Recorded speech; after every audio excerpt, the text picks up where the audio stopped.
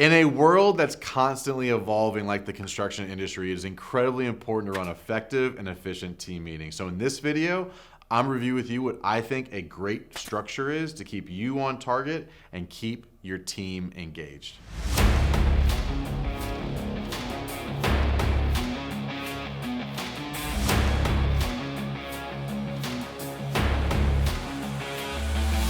Hey everybody, I'm Mike Claudio, owner of WinRate Consulting and host of the Big Stud Sales Podcast. I am a business, sales, and leadership coach for the construction industry, and I'd love for you to subscribe to this channel, click the notification bell so that you're alerted every week when I release another video. But today we're going to talk about how to run an effective team meeting. The first thing, in my opinion, is how you look and how you deliver the message. If you walk in and, hey guys, let's talk this week, as opposed to, hey guys, let's get to this week. We're excited to get to an opportunity to help our clients again. The delivery and how you look is incredibly important in how your team will look and feel going into the week.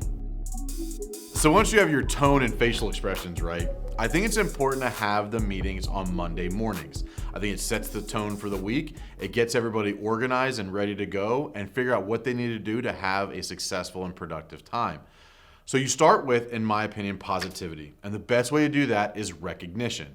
I think it's important to have some sort of a recognition system within your business, whether it's who showed up on time every day last week, who's going the extra mile, who's working the best, who's the best team leader, whatever it is, but have some sort of system. It can be as simple as a $10 gas card every week, but what it represents is somebody standing amongst the rest or above the rest.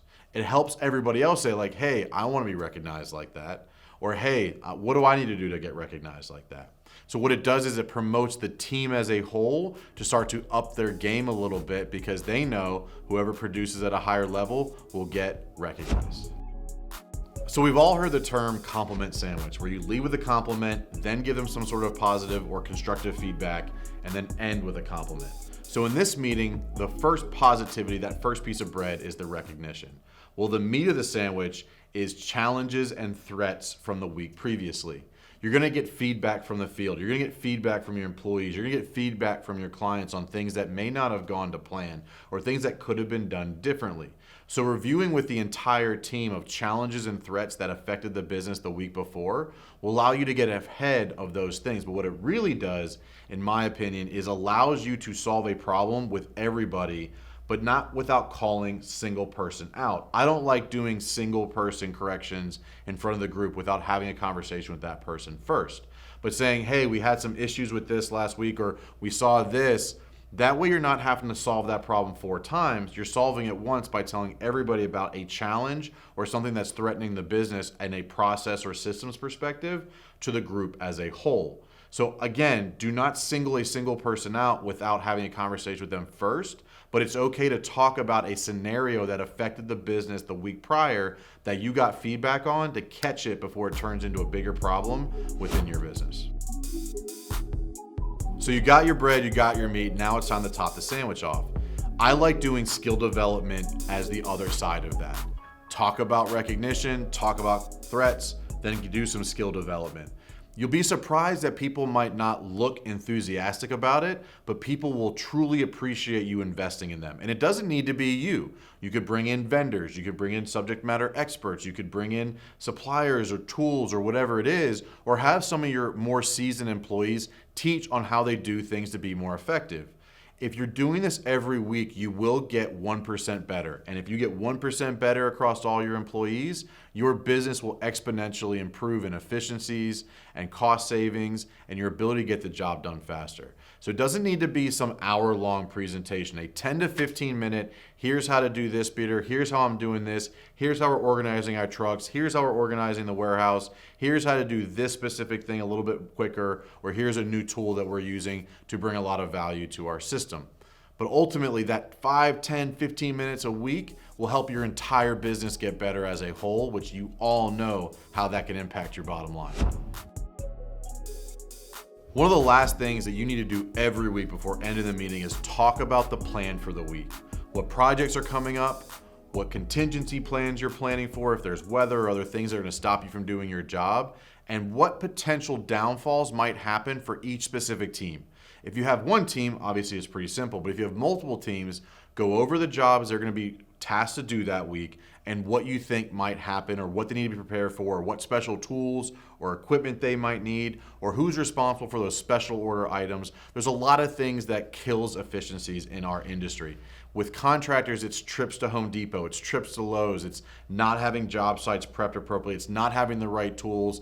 Like when I was with the roofing company, it was, if I didn't tell them ahead of time they needed a 40-foot ladder, that could be hours of downtime because they didn't have a tall enough ladder to do their job.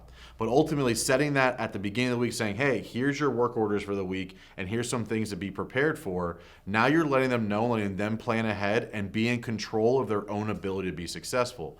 That gives them some responsibility and ownership of it. And regardless of what you think, people like having some ownership in their own success. So letting them know what to be prepared for, how to prepare, what special tools, what special items, what special order material, or what things might fall through the cracks, or what contingencies you have if things don't go to plan. Those are all great things to have in your meeting before they hit the ground running for the week. So you may think this last part is kind of a joke, but I think it does a great job at creating culture and a team atmosphere. Look, I grew up an athlete and I've been a part of a lot of teams. And one of the best things we did at the end of every practice was some sort of breakdown.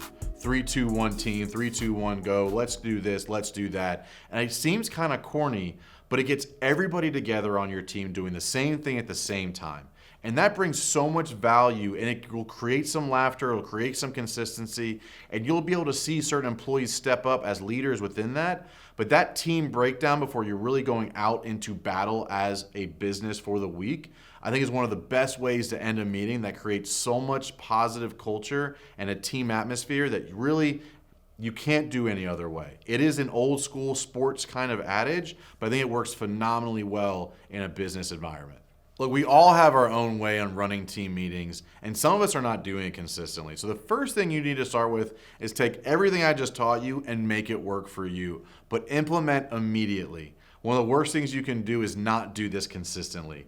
Clients of mine and businesses I've worked with have seen massive efficiency increases by having consistent conversations with their teams. So if you're not doing it now, please start by just doing it. Even if you don't have a great agenda or structure for it, doing it, you'll learn along the way. It doesn't need to be perfect, it just needs to happen. But if you're enjoying this video and others I've done, please subscribe to the channel, click that notification bell so that you're alerted when I release new videos. Again, I'm Mike Claudio, owner of WinRate Consulting and host of the Big Stud Sales Podcast, and I'm looking forward to helping you win fast and win often.